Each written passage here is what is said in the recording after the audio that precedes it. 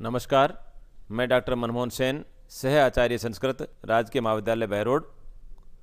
आज हम BA part प्रथम संस्कृत विषय के किरातार्जुनीयम पुस्तक का प्रथम सर्ग का आगे अध्ययन करेंगे। वन्यचर महाराज युधिष्ठिर से कहता है, कृत अरि षड्वर्ग जयन मानवीम अगम्य रूपाम पदवीम प्रपितुसना विभज्य नक्तम दिवम अस्तंद्रिणा वितन्यते तेन नयन पौरुषम। अर्थात वह दुर्योधन नीतिपूर्वक अपने राज्य का आगे विस्तार कर रहा है। कृतरि षड्वर्ग जयन काम क्रोध आदि 6 आंतरिक शत्रुओं को जीतने वाले, अरि मतलब शत्रु, षड 6 वर्ग समूह, जैन जीतने वाले। कृत अरि षड्वर्ग जैन काम क्रोध लोभ मोह मद मात्सर्य, इन 6 आंतरिक शत्रुओं को जीतने वाले। कौन किसके लिए आया है? दुर्योधन के लिए आया है। काम क्रोध लोभ मोह मद मात्सर्य, इन 6 आंतरिक शत्रुओं के समूह को जीतने वाले दुर्योधन ने, या दुर्योधन जीतने वाले दुर्योधन, अगम्य रूपाम सामान्य मनुष्य के द्वारा अप्राप्य, सामान्य साधारण जन द्वारा कठिनता से प्राप्त करने योग्य, मानवीम पदवीम प्रपितुष्णा, मानवीम मनु द्वारा प्रतिपादित बतलाई गई पदवीम शासन की पद्धति को प्रपितुष्णा प्राप्त करने के इच्छुक, अस्ततंद्रिणा आलस्य रहित, तंद्रा आलस्य को कहते हैं, अस्ततंद्रिणा आलस्य रहित, तेन उस दुर्योधन के द्वारा नक्तम दिवम विभज्य, रात और दिन का, नक्तम दिवम, नक्तम रात, दिवम और दिन का, विभज्य भली भांति विभाजन करके, नयेन न्यायपूर्वक पौरुषम वितन्यते, पुरुषार्थ वितन्यते बढ़ाया जा रहा है। कहने का तात्पर्य क्या हुआ? दुर्योधन काम क्रोध लोभ मोह मद और मात्सर्य, इन 6 अंतःकरण के शत्रुओं को अपने वश में करके मनु द्वारा प्रतिपादित मार्ग से आलस्य रहित होकर के अब प्रजापालन के सभी कार्यों को स्वयं संपादित कर रहा है। लेकिन कोई भी व्यक्ति सभी कार्य एक साथ संपन्न नहीं कर पाता है। अतः उस दुर्योधन ने दिन में करने योग्य और रात में करने योग्य कार्यों का विभाजन कर रखा है और नीतिपूर्वक उद्योग कर रहा है, परिश्रम कर रहा है। भारतीय राजनीति शास्त्र का जो प्रथम ग्रंथ है मनुस्मृति, मनु द्वारा प्रतिपादित है, उसके अनुसार एक शासक को सदाचारी और जितेंद्रिय होना आवश्यक है। अपनी इंद्रियों को वश में करना आवश्यक है एक राजा के लिए। अतः वह दुर्योधन भी लोकप्रियता प्राप्त करने के लिए स्वयं को संतुलित एवं श्रेष्ठ चरित्र वाले व्यक्ति के रूप में प्रदर्शित कर रहा है। वह मनु द्वारा प्रतिपादित आदर्श शासन पद्धति का अनुसरण करना चाह रहा है और एक शासक को आलस्य रहित होकर के निरंतर अपने राज्य के कार्य करने होते हैं। इसलिए समय का उचित विभाजन करके कौन सा कार्य आवश्यक है उसको पहले करना, कौन सा कार्य कुछ समय बाद करना आदि का सभी का ज्ञान उसे होना चाहिए। तो वह दुर्योधन भी उसी प्रकार से अपना शासन कर रहा है। एक बार पुनः देखिए, कृत अरि षड्वर्ग जयन 6 आंतरिक शत्रुओं को जीतने वाले, अगम्य रूपाम साधारण या सामान्य व्यक्ति के लिए दुर्बोध कठिनता से प्राप्त करने योग्य, मानवीम पदवीम प्रपितसुना मनु द्वारा प्रतिपादित, मनु द्वारा बतलाई गई पदवीम प्रजापालन की पद्धति को प्रपितसुना प्राप्त करने के इच्छुक, अस्ततंद्रिणा और आलस्य रहित। ये दुर्योधन के विशेषण हैं। तेन उस दुर्योधन के द्वारा नक्तम दिवम विभज्य, रात और दिन का भली भांति विभाजन करके, रात और दिन का भली भांति विभाजन करके नयेन पौरुषम वितन्यते, न्यायपूर्वक पौरुषम पुरुषार्थ वितन्यते बढ़ाया जा रहा है या फैलाया जा रहा है। इसमें भी, इस छंद में भी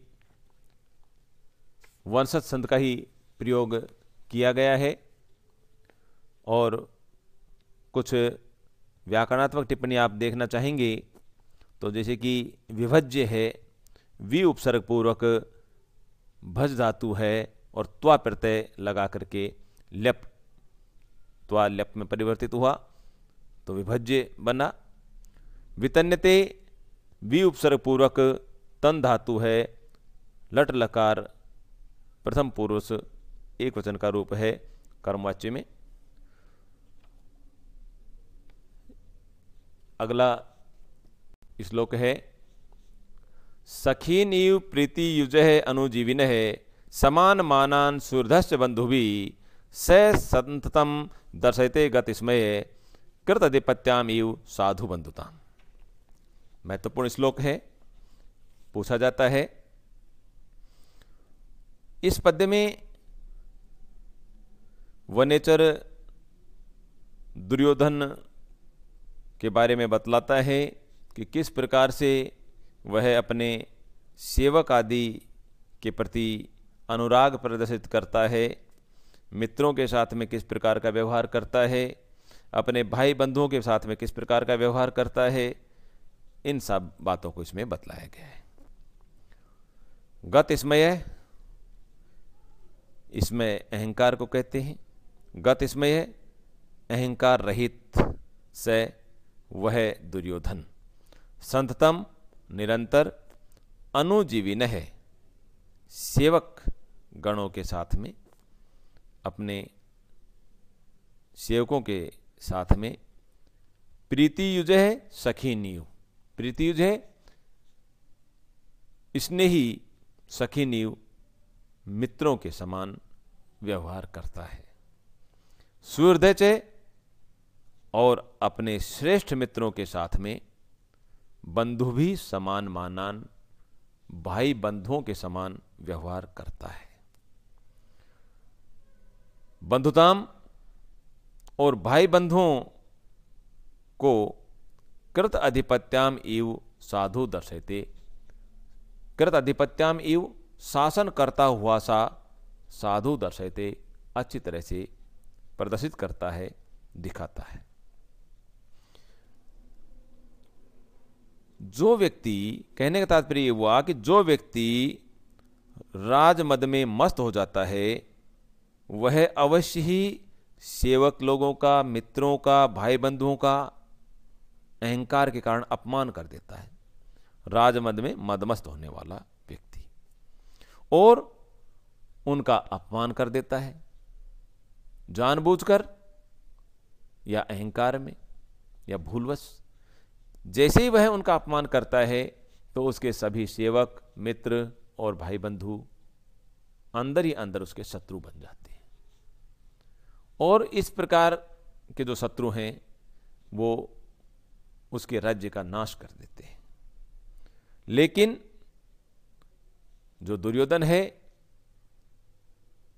वह अभिमान का पूर्ण रूप से त्याग करके, गत इसमें पहले इसमें आया, अभिमान का त्याग करके, घमंड का त्याग करके सभी को, सेवकों को, मित्रों को, भाई बंधुओं को अत्यधिक सम्मान प्रदान कर रहा है। वह भिन्न भिन्न कामों में लगाए गए अपने सेवक लोगों के साथ में प्रेमपूर्ण व्यवहार करता है, मित्रवत व्यवहार करता है उनके साथ में। और मित्रों के साथ में कैसा आचरण करता है, व्यवहार करता है? अपने भाई बंधुओं का जैसा व्यवहार करता है। जिस तरह से अपन अपने भाई बंधु के साथ व्यवहार करते हैं, वैसा वह व्यवहार अपने मित्रों के साथ करता है। और अपने भाई बंधुओं पर वह इतना विश्वास दर्शाता है, प्रदर्शित करता है कि मैं शासन नहीं कर रहा, अपितु आप ही शासन कर रहे हैं। इतना बड़ा विश्वास, इतनी बड़ी जिम्मेदारी जब किसी पर आती है तो वे सभी सेवक, वे सभी मित्र और वे सभी भाई बंधु पूर्ण निष्ठा के साथ में उसके राज्य में वृद्धि करते रहते हैं, पूर्ण निष्ठा के साथ में, पूर्ण वफादारी के साथ में उसके साथ में कार्य करते हैं। और ऐसा जो राजा होता है वह सभी सेवकों का, मित्रों का और भाई बंधुओं का मन जीत लेता है। एक बार पुनर्देखिए। गत इसमय है, अहंकार रहित से वह दुर्योधन संततम निरंतर अनुजीविन है, सेवक लोगों के साथ में प्रीति युजय सखिन इव, इसने ही मित्रों के समान व्यवहार करता है। सूर्यधचय और श्रेष्ठ मित्रों के साथ में बंधु भी समान मानान, भाई बंधुओं के समान व्यवहार करता है या भाई बंधुओं के समान उन्हें सम्मान प्रदान करता है। बंधुताम और अपने भाई बंधुओं को कृत अधिपत्याम इव, शासन करता हुआ सा साधु दर्शयते, अच्छी तरह से प्रदर्शित करता है। इस छंद में भी, इस मंत्र में भी, इस श्लोक में भी वंशज छंद का ही प्रयोग किया गया है। गत इसमय है, गत है, इसमय है, यश से जिसमें से अहंकार निकल गया है, ऐसा वह दुर्योधन गत इसमय है। और जैसा कि अन्य व्याकरणात्मक टिप्पणियां हैं तो आपको लिखनी होती हैं व्याख्या में, उसमें देखिए बंधुताम, बंधु शब्द से तल प्रत्यय लगर के स्त्रीत्व विवक्षा में द्वितीय एक वचन का रूप बंधुताम बनता है। इस प्रकार से आपको कुछ व्याकरणात्मक टिप्पणियां भी व्याख्या में लिखनी होती हैं। छंद इसमें आपको बतलाया गया, वंशज छंद का प्रयोग किया गया है। पूरे प्रथम सर्ग में वंशज छंद है और सर्ग के अंत में छंद परिवर्तन होगा, जो कि आपको आगे बतला दिया जाएगा। धन्यवाद।